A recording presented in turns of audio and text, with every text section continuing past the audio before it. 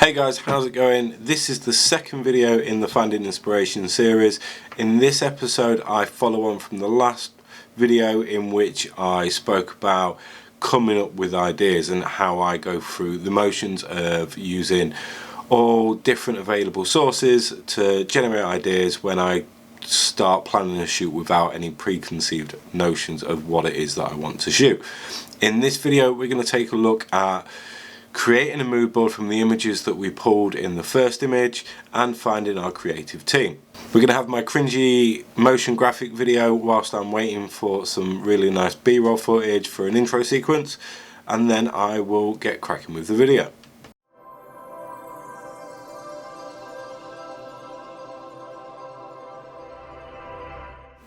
Okay, so this video, as I've just mentioned, is all about creating a mood board. So there's a few ways we can do this. We can print loads of images out and stick them into a sketchbook, or stick them onto a canvas if you're more artsy and craftsy. Or we can use Pinterest. I spoke about this in the first video. If you haven't created an account, go do so. It's a really good tool for sticking all your digital images to and being able to then share that board with your potential creative team to show them exactly what it is you're looking to create. You can have separate boards for outfits, model choices, hairstyles, makeup, and anything else that you can think of.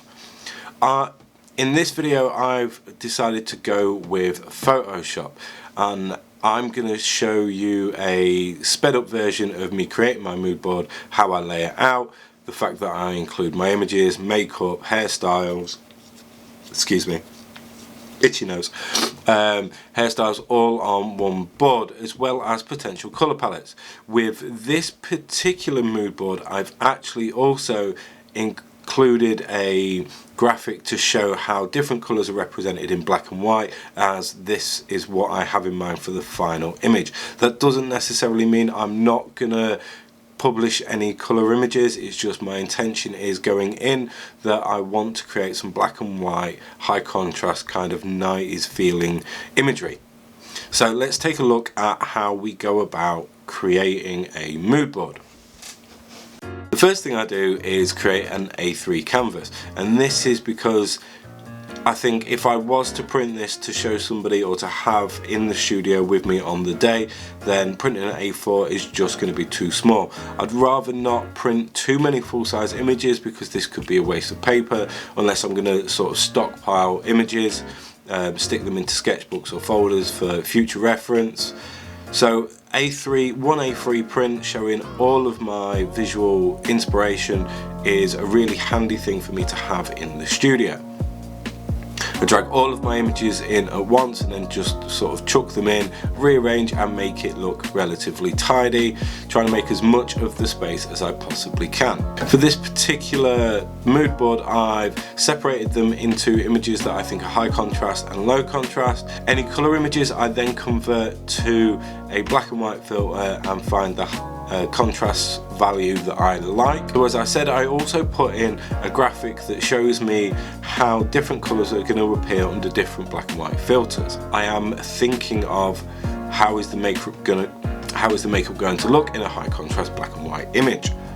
After that I then start to put in the hairstyles that are reminiscent of the 90s. We can see Jennifer Aniston, Gwen Stefani and various other actresses, as well as some slick back looks because I'm a big fan of power suits and slick back hair.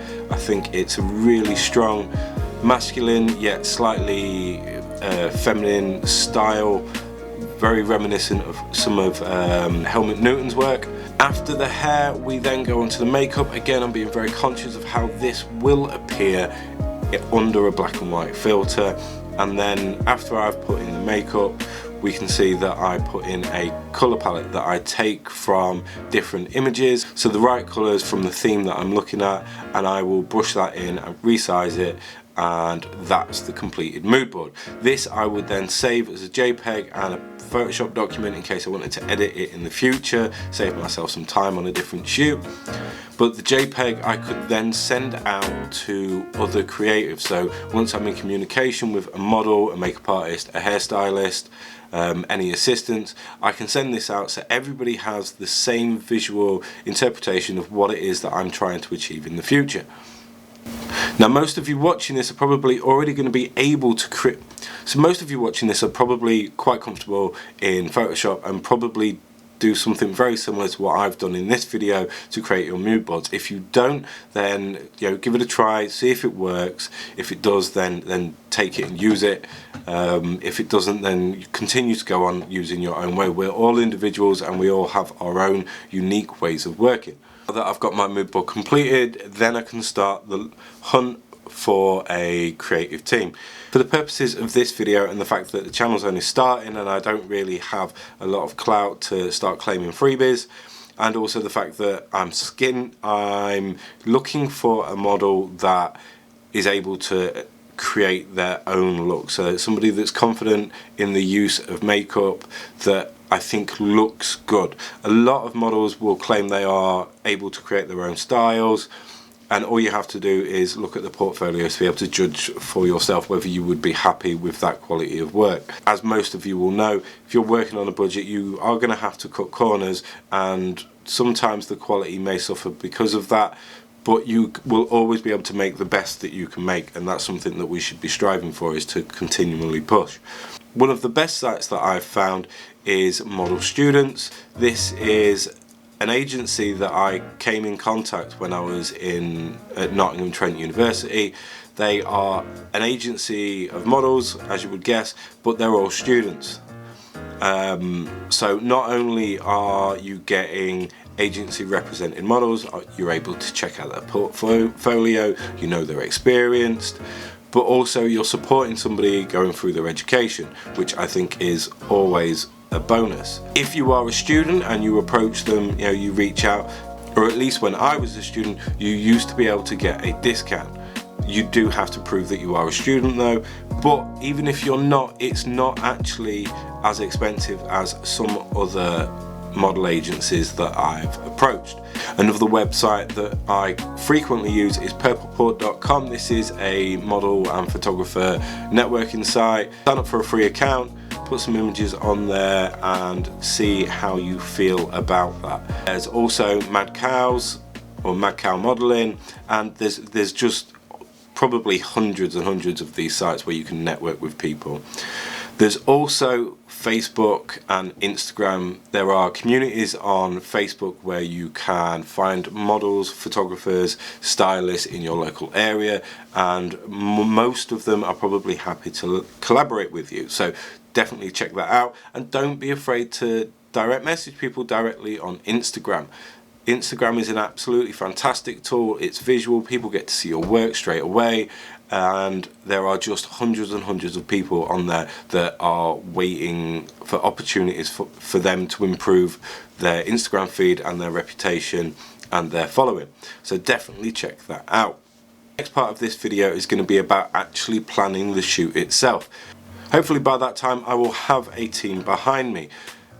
I will then introduce whoever's going to be involved in the shoot, and I will give you a breakdown on how I plan the lighting I want, the locations I want, the styling I want, and how I go about making sure everything is pre-planned and runs as smoothly as possible. So thank you very much for watching this video. Why not say hello in the comment section below? If you haven't already, you could subscribe to the channel. I appreciate everybody's support, and it really does mean a lot to me. Yeah, I kind of think that's it. So I will see you guys again soon.